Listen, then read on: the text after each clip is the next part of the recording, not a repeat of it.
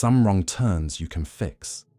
You pull over, check the map, turn around. Other wrong turns, there's no coming back from. The road just keeps going, higher and colder, until there's nowhere left to go but into the dark. This is the story of 5 men who took a wrong turn, or didn't, or couldn't, or were forced to. 45 years later, we still don't know which. February 24th, 1978, Northern California, a Friday night. Cold but clear. 5 men were getting ready to drive to Chico to watch a basketball game. Not professionals, a college game. UC Davis versus Chico State. They'd been looking forward to it all week. Their names were Jack Madruga, Bill Sterling, Jack Huett, Ted Weiher, and Gary Mathias, ages ranging from 24 to 32. Friends, teammates actually. They played together on a Special Olympics basketball team called the Gateway Gators, based in Yuba City. All 5 had mild intellectual disabilities, but they functioned well. They held jobs, lived semi-independently, managed their routines. Ted Weiher worked in a snack bar. Jack Madruga was a busboy. Bill Sterling worked at a workshop. Jack Huett was a janitor. Gary Mathias had been in the army, served in Germany, came back with schizophrenia, but managed it with medication. They weren't reckless. They followed rules. Their families trusted them, and they had something to look forward to. The Gateway Gators had a tournament game the next day, Saturday morning.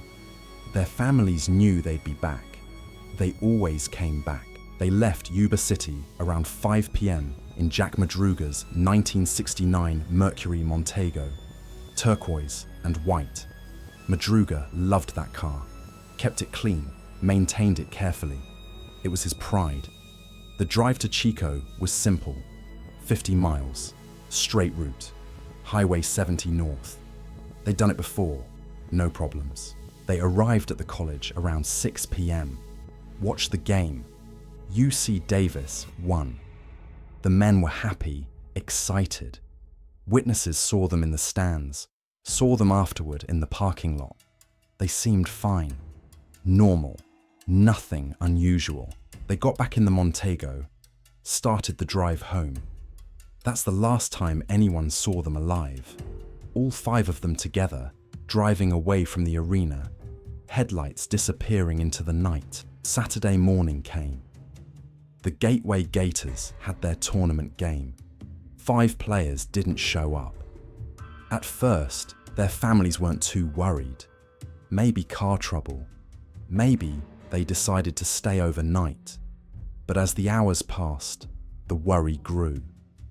By evening, it was panic. Jack Madruga's mother called the police. Her son wouldn't miss the tournament. He wouldn't. Something was wrong. A missing persons report was filed. Searches began. Local police, volunteers, family members. They drove the route between Chico and Yuba City, looking for the Montego, looking for any sign. Nothing. Days passed. Then a week. Then 2.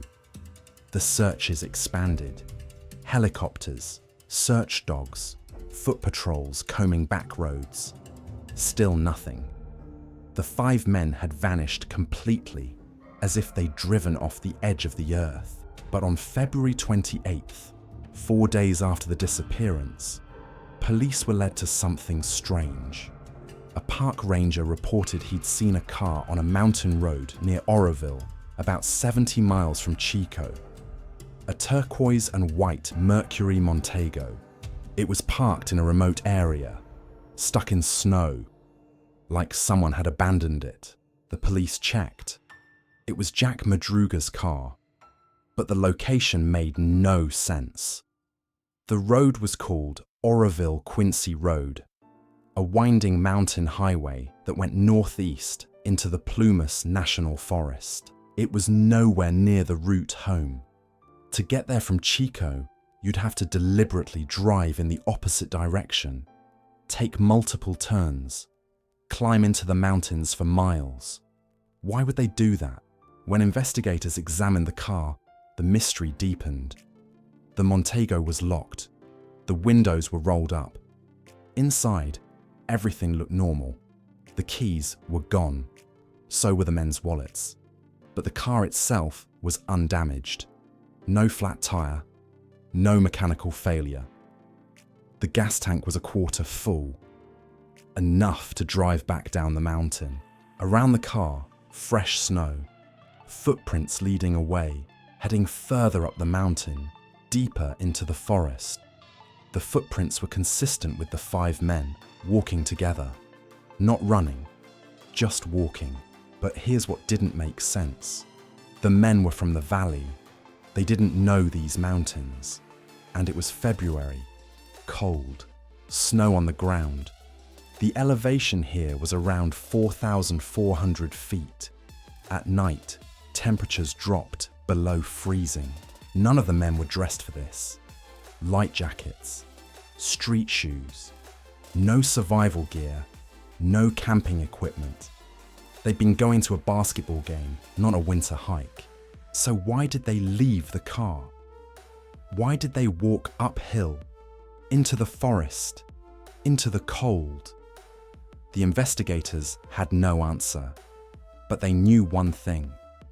If the men were up there, exposed to the elements, they were in serious danger. A massive search operation began. Search and rescue teams, National Guard, volunteers, hundreds of people combing the forest, helicopters scanning from above, dogs tracking the scent trails. They searched for weeks, battling snow and rough terrain, calling out the men's names, hoping for a response. Nothing. The forest was silent. By late March, the searches were scaled back. The snow was too deep, the conditions too dangerous. The families were told to wait until spring, when the snow melted, when the forest opened up again. The waiting was unbearable. June 4th, 1978. More than 3 months after the disappearance, a motorcyclist was riding a trail near a place called Rogers Cow Camp, about 20 miles from where the Montego had been found. He noticed something strange. A small, remote trailer, windows broken, door ajar, and inside, remains. He called the authorities.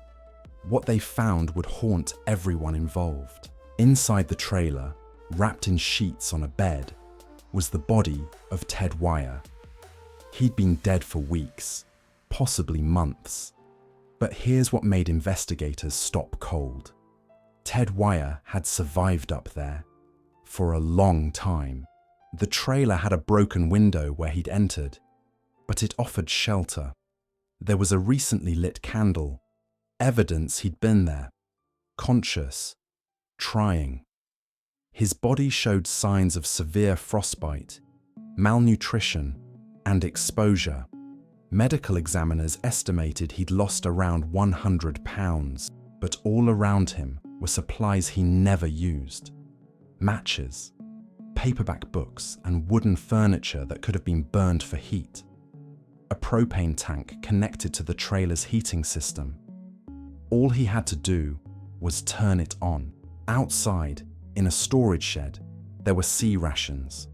Ted had opened some of them, eaten a few, but in another locker in that same shed sat enough dehydrated food to feed all 5 men for a year, completely untouched, never even opened. Ted Weiher had food, he had heat, he had shelter. He used almost none of it. He stayed in that trailer, starving, freezing, dying slowly, with survival within reach. Why? The search intensified. If Ted had been there, the others might be nearby. Over the next few weeks, 3 more bodies were found. Bill Sterling's remains were found several miles from the car. Only bones were left. All three had been reduced to skeletal remains, scattered by animals over the months they'd been exposed. Cause of death: hypothermia. Jack Madruga's remains were found in a different area, several miles from both the car and the trailer. Cause of death: hypothermia and starvation. Jack Huett's remains were located in yet another area of the forest. Cause of death: exposure. All three had died within days or weeks of leaving the car, succumbing to the cold and the elements. Their bodies showed signs of frostbite, malnutrition, and distress. They'd been wandering, trying to survive, but the mountain had taken them one by one. Gary Mathias was never found. Not his body, not his remains, nothing. He simply vanished into the forest and never came back. The autopsies, the investigations, the interviews with families and experts all led to more questions than answers. Why did they drive up the mountain? The route from Chico to Yuba City was straightforward, Highway 70 south. But the Montego was found 70 miles from Chico, on a completely different road, high in the mountains northeast of their route home. That's not a wrong turn. That's a deliberate journey. Some investigators suggested they'd gotten lost, panicked, kept driving. But Jack Madruga knew his car. He was careful. He wouldn't keep driving for miles into unfamiliar terrain unless something forced him to. Others suggested they were chased. Maybe another vehicle followed them, harassed them, pushed them off route. A witness near the mountain reported seeing a pickup truck with a camper shell in the area that night, driving aggressively. But no truck was ever identified. No driver came forward. Then there was the question of why they left the car. The Montego was functional. The keys were missing, yes. But why walk away? Why head uphill, into deeper snow, in the dark, wearing light clothing? One theory: they were frightened. Something scared them out of the car. They ran. Or they were forced out. But by whom? Or what? And then, the most haunting question of all. Ted Weiher. Ted survived longer than the others. Weeks, maybe 2 to 3 months. He made it to the trailer. He broke in through a window. He had shelter. The propane tank just needed to be turned on. The food in the shed outside just needed to be opened. The matches, the fuel, everything was there. Investigators tested it. Everything functioned, but Ted barely used any of it. He stayed in that trailer, surrounded by resources, slowly starving and freezing, with survival literally in his hands. Why? Some said Ted's intellectual disability made him unable to understand he could use the resources, but Ted wasn't incapable. He held a job. He managed routines. He knew how to seek help. Others suggested he was too weak, too sick, too disoriented by the time he reached the trailer. Hypothermia causes confusion. Maybe he couldn't think clearly. But there was another possibility, one that investigators couldn't ignore. Maybe Ted was afraid. Maybe something kept him from using what he needed. Maybe he felt safer staying still, even as he died. What could make someone choose that? The simplest explanation is often the right one. 5 men with intellectual disabilities got lost, panicked, made bad decisions under stress. Maybe they missed a turn on the way home, realized they were going the wrong direction but kept driving, hoping to find a familiar landmark, ended up on the mountain road by accident. The car got stuck, or they thought it did. They left the vehicle, thinking they'd walk to help, got disoriented in the dark and cold, wandered, succumbed to exposure.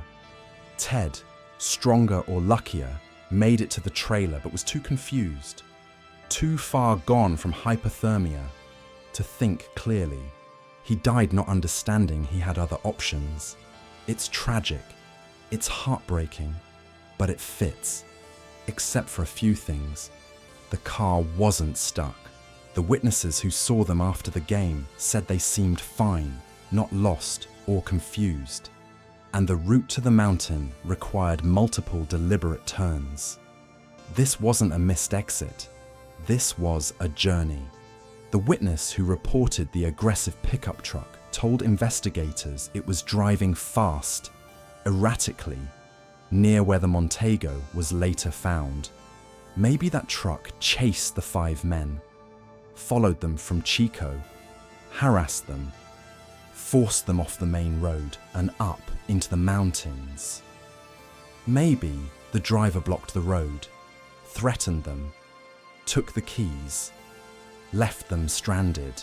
This theory explains the fear, the odd route, the abandoned car. But there's no evidence. No truck was ever identified. No suspects emerged. And if someone forced them out, why weren't there signs of a struggle? Why did they walk together into the forest? Gary Mathias was different from the others. He'd been in the army. He'd travelled. He'd lived independently. And he had schizophrenia, managed with medication. If Gary forgot his medication or decided to stop taking it, he could experience psychosis, delusions, paranoia, hallucinations. Some investigators wondered if Gary had an episode that night. Maybe he became convinced they were being followed, or that something dangerous was ahead, or that they needed to hide. The others trusted Gary. He was the most experienced. If he said, "We need to get off the road. We need to go up the mountain," they might have believed him. This could explain the strange route, the abandoned car, the walk into the forest.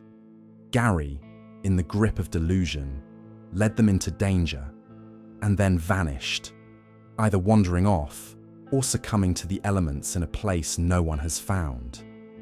But Gary's family insisted he'd been stable. He was taking his medication. He was managing well. And even in psychosis, would he lead his friends miles into a deadly situation? The Yuba County 5 case was never solved. The families never accepted the official explanation. They knew their sons, their brothers. These weren't reckless men. Something happened that night. Something pushed them off course. Gary Mathias was declared legally dead in 1978, though his body was never found. Some believe he's still out there, somewhere in the Plumas National Forest. The others were laid to rest. Their families grieved, but the questions remained. Ted Weiher survived for weeks in that trailer. With resources so close, did he think about using them? Did he try and something stopped him? Or did hypothermia steal his ability to think, to act, to save himself? We'll never know. And maybe that's the real horror of this case. Not the deaths themselves, but the silence around them. 5 men went to a basketball game. They should have been home by midnight. They should have played their tournament the next morning. But somewhere between Chico and home, something went wrong. A turn was taken, a road climbed higher, and 5 friends walked into the cold, into the trees, into a mystery that has never been solved. The Montego sat empty on the mountain for days. The keys were gone. The men were gone. And when the forest finally gave some of them back, it gave back only bodies and questions. Gary Mathias is still out there, somewhere or nowhere, lost between the found and the forever missing. Some wrong turns you can fix, others you can't. And the worst ones are the ones where you never even see the turn coming. The Yuba County 5 never made it home, but their story did. And it's still here, still unanswered, still waiting for someone to explain how 5 men who knew where they were going ended up so far from where they should have been. The mountains don't answer questions. They just stand there, silent, holding their secrets close. Some mysteries stay mysteries. This is one of them.